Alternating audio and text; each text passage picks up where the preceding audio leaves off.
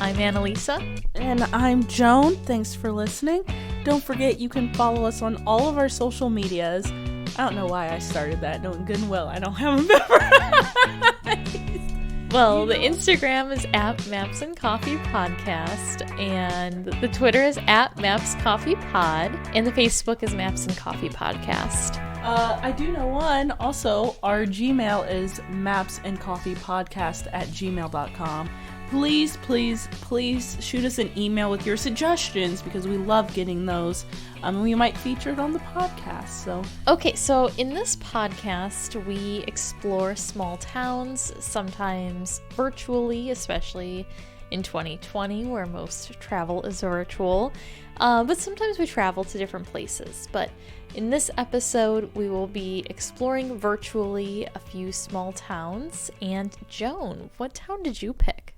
Okay, so I feel like you're gonna have heard of this town. I feel like most people know it just by name, but probably don't know anything about it. Have you heard of Ypsilanti, Michigan?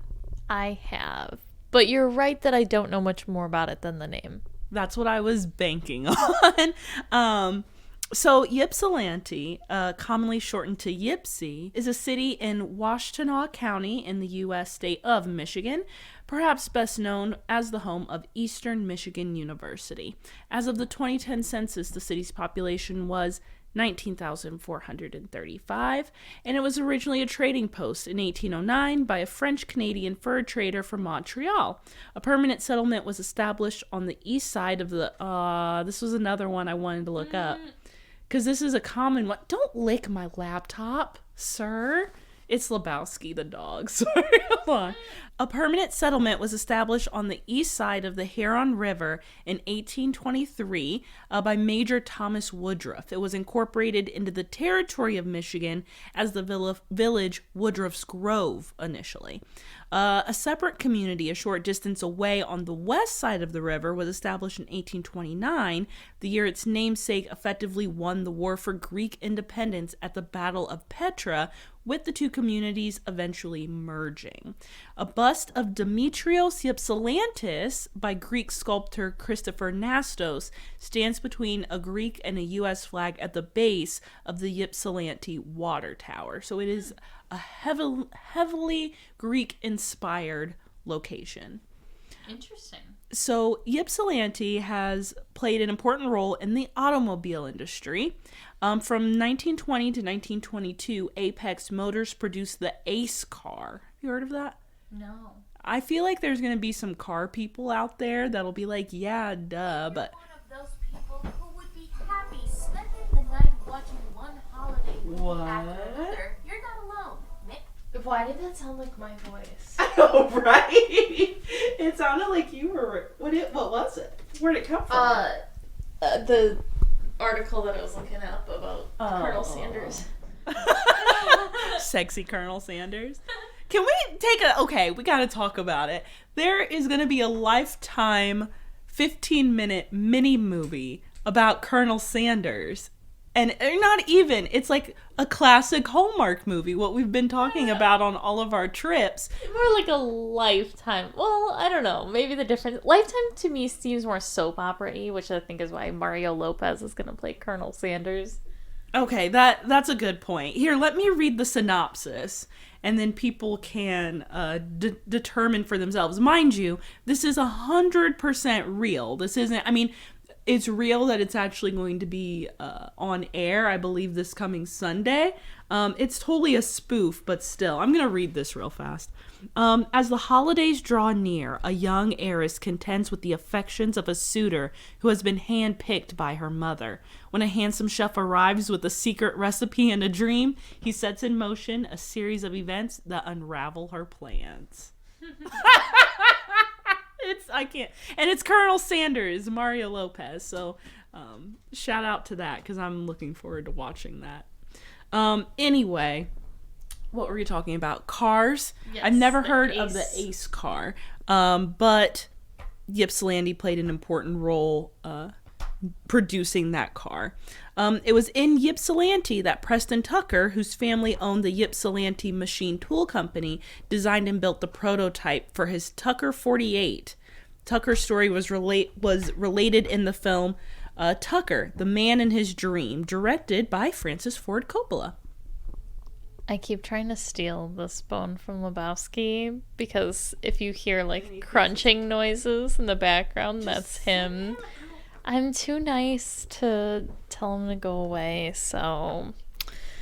I'm not. All right, we'll get over it. In the early 1970s, along with neighboring city Ann Arbor, the citizens reduced the penalty for the use and sale of marijuana to $5. Ayo. What? When was that? 1970s. Huh. It was the Ypsilanti Marijuana Initiative. All right. When Ypsilanti prosecuted a man possessing 100 pounds of cannabis under state law, the defense argued he should have been charged under Ypsilanti's ordinance. The trial judge declared the ordinance's requirement that Ypsilanti prosecute only under city law unenforceable. An appeals court upheld the trial judge's ruling, and later the Ypsilanti City Council, using its power of codification, deleted the ordinance, so it's not there anymore. I wonder what happened to that guy. I don't know. I should have looked that up, but 100 pounds. Like, whoo. Okay, other fact. In 1979, Faz Hussain was elected to the Ypsilanti City Council, the first Muslim and the first native of India to win elected office in Michigan. In the 1990s, Ypsilanti became the first city in Michigan to pass a living wage ordinance.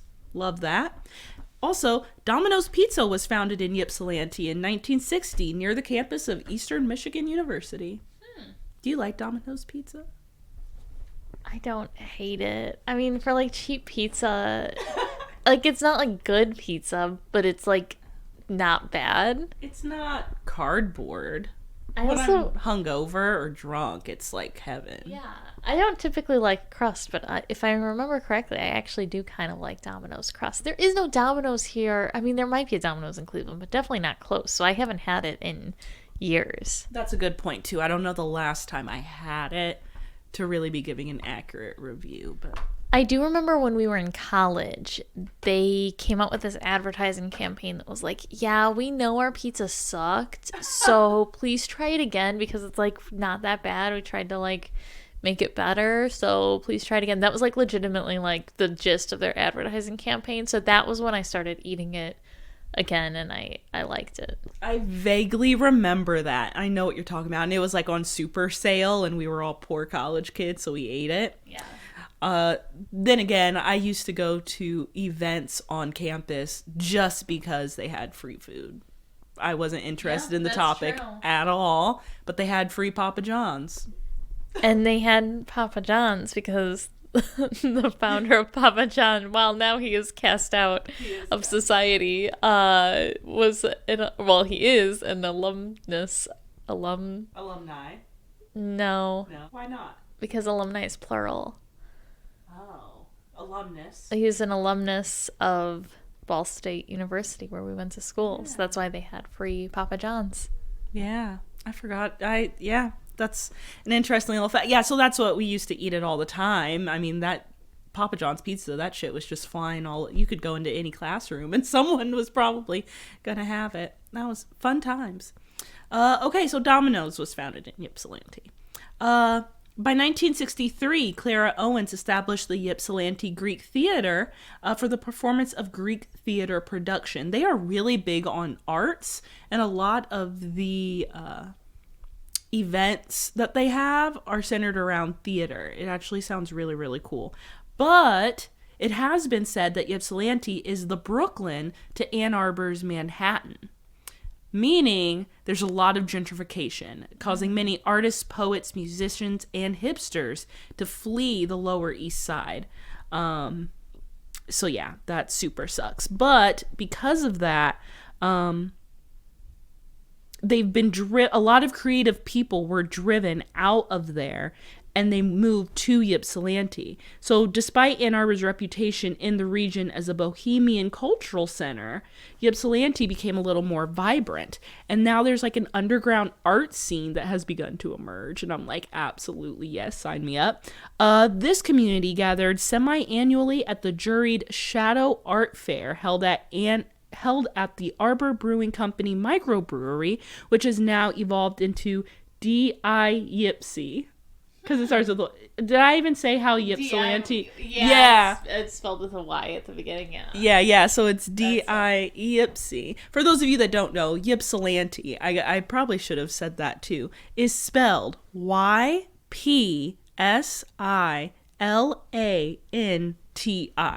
That's Ypsilanti. So D.I. Ypsi. I love that. So since 1979, the city has become known for summer festivals in the part of the city called Depot Town, which is adjacent to both Riverside and Frog Island parks across the banks of the Huron River. Festivals... Did I mess up? No, I like it. Oh! Festivals include the annual Ypsilanti Heritage Festival, Michigan Elvis Fest, the Orphan Car Festival, and the Michigan Brewers Guild. Author Kurt Vonnegut has a chapter titled A Sappy Girl from Ypsilanti. That's in A Man Without a Country, his book from 2005. And Kurt Vonnegut is an Indiana-born and raised author, so nearby Michigan, so he must have known of it. Makes sense. Also, Ypsilanti is the setting of season 3, episode 8 of Supernatural, A Very Supernatural Christmas. You just picked Supernatural towns. No, I get extra excited when I see that, because most TV shows, when they're like, you know, big, like any Supernatural or Law and Order, where are they at? New York, LA, Miami. And Supernatural is one of the few shows that is based in the Midwest. So, like, they've been to Indianapolis. It's just so cool. So I get obsessed with those. Yeah, that is cool. But there is a reason that I picked Ypsilanti. Okay. Is it spooky? No! Oh! Ypsilanti has the second largest contiguous historic district in the state of Michigan, behind only Grand Rapids. And the Ypsilanti Water Tower, adjacent to the campus of Eastern Michigan University, holds the unique distinction of being the winner of the most phallic building contest. Oh my god. Ayo! Wait, do you have a picture? Obviously. Hold on, I'm gonna tell you about it and then I'll show you pictures. So the contest originated when writer Jonathan Ames drew the ire of Slate readers by claiming in a diary that was later published in his book, I Love You More Than You Know, that the Williamsburg Bank Building in Brooklyn, New York, was the world's most phallic building. This led Cabinet Magazine to initiate a search of its own to find which building was truly the world's most phallic building. Cities and readers subsequently poured in their views and staked their claims to the magazine's editors. After months of entries and discussion, the Ypsilanti Water Tower was announced as the winner. Although the winner of a reader's poll was the Florida State Capitol building in Tallahassee, which I looked at. It doesn't look phallic at all to me. Another notable nominee was the Torre Agbar, or Agbar Tower, which is in Barcelona, which I do have a picture of because holy crap. Cabinet wrote that the Ypsilanti Water Tower, called the Brick Dick by locals, is clearly the world's most phallic. The tower was designed by William R. Coates and constructed as part of an elaborate city waterworks project. It's located on the highest point in Ypsilanti, so you can't miss it. And this is funny. Erection began in 1889 and was completed in 1890 at a cost of $21,500 roughly.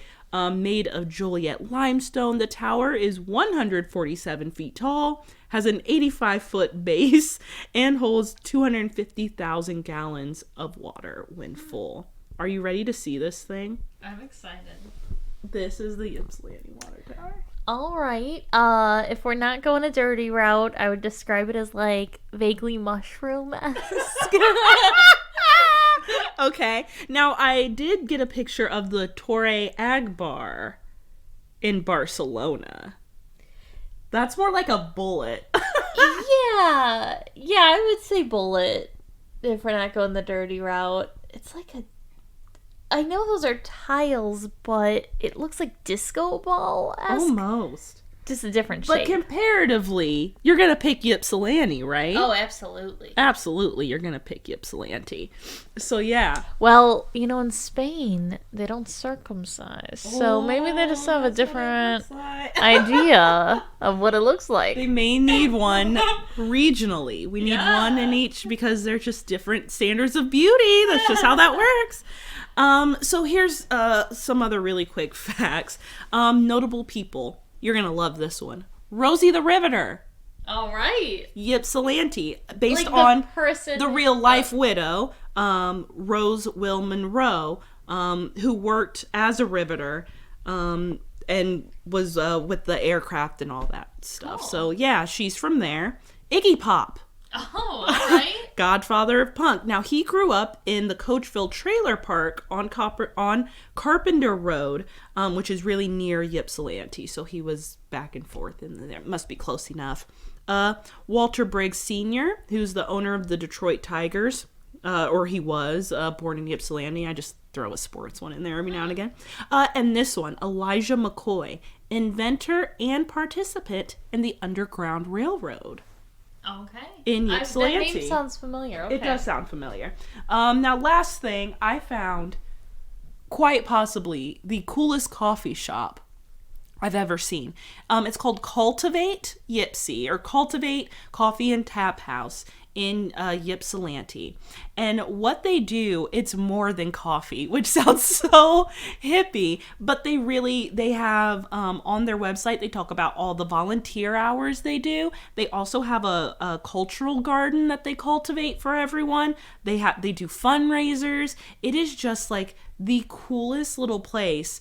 And all the food looks good. So they're just like really big on service, which, I mean, no one's expecting a coffee shop to do that, but they do. You can also order online and they like deliver, and it's just, I'm obsessed with it. So Cultivate Coffee and Tap House. They're big on entrepreneurship and helping out the community. And oh my God, these drinks, they just look great. So yeah, go there. They have a fuzzy navel hard seltzer. All right. And I just really like it. Very cool. Okay. Well, you are listening to Maps and Coffee podcast, and we're going to continue exploring small towns, and we're going to stay in the Midwest, actually. The town that I picked is actually not too far away at all. It is in Ohio, and it's about 4 hours to 4.5 hours away, and it's Guyan Township, Ohio. Haven't heard of it. How do you spell Guyan? Guyan. I was not expecting you to recognize it. It's in the south central part of the state, and it's along the Ohio River, which, just to give you a geographical picture of this area, right across the river is West Virginia. So that's that area. And it's kind of near Gallipolis, which is another small town, and most people, at least in Ohio, know of it. It's small, but maybe not that small. At least it's recognizable, yeah. And it's actually looks like it's pronounced Gallipolis. And it's but it's actually pronounced Gallipolis in true Ohio fashion. Okay. Yeah, like Gallipolis. Yeah. Oh Lord, yeah. So we butchered it. Okay. No, I didn't butcher it. You didn't butcher it, but I would have butchered it had I not known. Guyan Township has about 1,000 people living there, most of whom live in the unincorporated parts of the township, but some of them live in incorporated villages. So there are like smaller villages within this township. So bonus small town, one of the bigger ones is the village of Crown City, and it's located basically in the southernmost part of the township. And it's so small that when I tried to explore it on Google Maps, like the Google car didn't even go to these like small roads. They just went to the big roads. They're just like, bye. Yeah. Rolled right by it. Yikes. I don't remember a time that I've even seen that. Like I've explored towns in Alaska and the Google car has been there. So I don't know. We'll take that up with their city council. So yeah, it has a lot of churches, a lot of cemeteries, and yep, and a couple of restaurants, mostly near gas stations. There's Giovanni's Pizza and an ice cream shop called Dairy Boy, kind of off the highway. The township has 36 sections, and it's quite hilly, and there are some like broad bottomlands, they call them, along the creek, and the soil is pretty sandy. And actually, so speaking of cemeteries, not to give too much away, I actually wanted to show you. Okay, so when I looked it up on the map, there were a couple spots that had those like blue dots for Google Maps, which usually if you go to those, it's like a scenic overlook of some sort. So I went to them. And oh my god. Yeah, and holy shit. It's a cemetery. I was not expecting it looked like, so since it's like hilly, like it's basically the foothills of the Appalachian Mountains. Yeah. I was expecting some sort of scenic overlook. And then I saw another one which was another cemetery. Family cemeteries is what it says on the map. Oh my gosh. Okay. Yeah, they need to update that. They need to call Google and get that fixed. Yeah, it seemed kind of weird. So here's why I picked this place. Oh, I'm excited. So do you know who the first woman to hike the Appalachian Trail was? Oh, I feel like I should know this. Or I feel like, no, I don't. That's okay. I didn't expect you to know. I didn't know either for a while. Are you sure? I feel like you told me before. Maybe I'm just... I might have. Yeah. But her name is... Well, her nickname is Grandma Gatewood. And she was from Guyan Township, which is how I found this town. She hiked the Appalachian Trail for the first time in 1955 at the age of 67. That is the fact I think I vaguely remember. And I think that you told me before. That's nuts. I have back problems now and I'm 28. I can't sneeze without my back almost giving out, let alone the Appalachian Trail. Oh. So her story is even crazier than that, though. So she was the first person to hike the trail 3 times, actually. Her last trip was completed when she was 75. Her real name was Emma Gatewood. She has died now. And she was born in Guyan Township in 1887. Her family lived in a log cabin and had 15 children. Mm-mm. And they slept 4 to a bed. Oh, no. No, thank you. No. Her father was a farmer, but he turned to drinking and gambling when he lost his leg in the Civil War. Mm. At 19, she married P.C. Gatewood, who was a teacher, and he later became a tobacco farmer, and she had 11 children. She worked on the field in addition to household and child-rearing duties, and her husband was abusive. She survived broken ribs, broken teeth, and when her husband would become violent, she would try to escape and run into the hills and find peace in the woods. Which kind of makes sense then when we find out later that she hiked the Appalachian Trail. She actually successfully divorced her husband in 1940, which was crazy for the time. Yeah, 1940. He actually threatened to have her committed to an asylum as a means of maintaining control over her, too. She first attempted to hike the Appalachian Trail in 1954 and told no one of her plans. But that trip didn't go well. She was lost. She set out from the trailhead in Maine, which is the start of it, and was eventually rescued by rangers and sent back to Ohio. So that was her first attempt. And a year later, she told her grown children that she was going for a walk. She'd read an article in National Geographic about the Appalachian Trail, and she said that it gave her the impression of easy walks and clean cabins at the end of each day's expedition. It was not really. She said it was much more difficult than it made it seem. But she only wore Ked's shoes and carried an army blanket, a raincoat, and a plastic shower curtain in a homemade denim bag. She ate Vienna sausages, and she told people that she could find anything else to eat along the trail, like wild onions. Now, keep in mind, this trail is 2,200 miles long. Yeah. That's a long trail. Way to just be eating Vienna sausages and onions and Ked shoes. Yes. And like just a blanket and oh my God.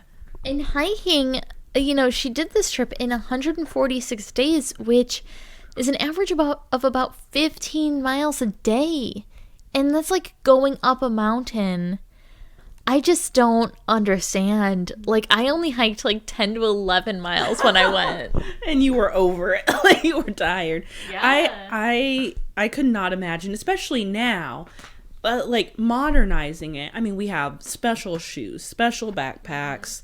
You've got maps and GPS and like all these different things, special socks. I mean, at this point, that's true. I don't, people like that are just, they're crazy, but well, and I mean, she had to just use her own wits. Like, she didn't, I feel like we look things up online, and I mean, even though we don't really get cell service out there, you still kind of have like a map and stuff. She didn't really even use maps or anything. So yeah, pretty crazy. And along the way, some media organizations realized what she was doing, and they did stories about her, and she became kind of a national celebrity by the time the hike was actually over. She died at the age of 85 in 1973 and had 24 grandchildren, 30 great-grandchildren, and 1 great-great-grandchild living at the time of her death. She died in Gallipolis, that other small town I mentioned at the beginning, which was not far from where she grew up, in Guyan Township, Ohio. Nice. Can we pause and talk about the fact she told her kid she was just going on a quick walk? Right? I'd be like, Mom, what the hell was that? Oh, I'd be so mad. Oh, yeah. I mean, it said that her family apparently just knew she could take care of herself, but like, still, like, what? How old was she again? 67?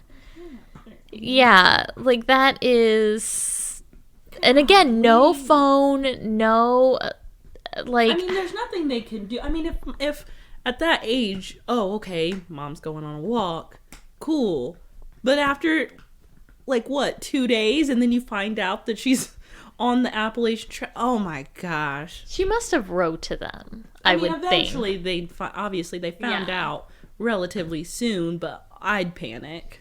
I'd be like, absolutely not. You're not doing that alone in kid shoes. That's not how that works. Absolutely, yeah. Yeah, so that is, that's a crazy story. Yeah. Cool. Thoroughly enjoyed that. Thank you. Well, everyone, we got 1 week left, and then we're going on our winter break. Very excited for that, but still stay tuned. You're going to be seeing a lot of changes. We're doing a lot of updates. We'll still keep in touch with everyone, so we're not like completely disappearing off the face of the earth. We'll still be posting on Instagram and Facebook and all of that stuff, so we'll still be around. Shout out to our social media manager, Laura. She's been amazing. Gosh, if we didn't have Laura, we'd be screwed. Definitely shout out to Laura. But yeah, next episode is going to be very, very special. I think we can tease it a little bit. Tease it. We finally are going to be talking about our hometown. Yay! Are you actually excited? Because wait, which one are you gonna pick? I was trying to still decide because I flip a coin. grew up 2 places. Yeah. I just have uh-oh. I don't know. I've thought about it. Okay. I didn't think about it. So yeah, we're going to be talking about our hometowns, which we've talked about, I think, literally episode 1 or 2. We briefly touched on. So we'll actually be doing those deep dives because, it's Christmas time and it's all family and where you're from and all that. So we will be back next week. And I think, does that cover everything? I think so. All right, here's my big one. And don't forget, all you need for an adventure is a map And a cup of coffee. Thanks for listening.